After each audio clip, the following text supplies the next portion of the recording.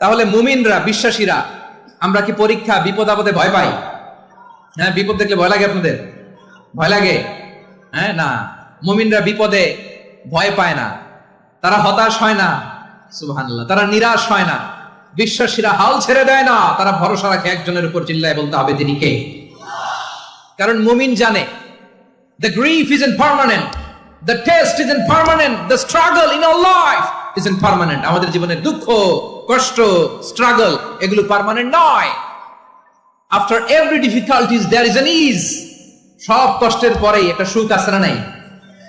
রব্বুল আলামিন বলেন ফা ইন্না মাআল উসরি ইউসরা, ইন্না মাআল উসরি ইউসরা, ভয় পেও না, চিন্তা করো না, কষ্টের সাথেই আমি রেখে দিয়েছি স্বস্তি। সুবহানাল্লাহ বলেন। মুমিন জীবনে বিপদ যত বেশি, কষ্ট যত বেশি, তার সামনে সফলতা তার চেয়েও বেশি, ঠিক কিনা বলেন? কারণ বিশ্বাসীরা জানে রাত্রি যত গভীর হয়, সুবহে সাদিকের সময় তত আগাতে থাকে।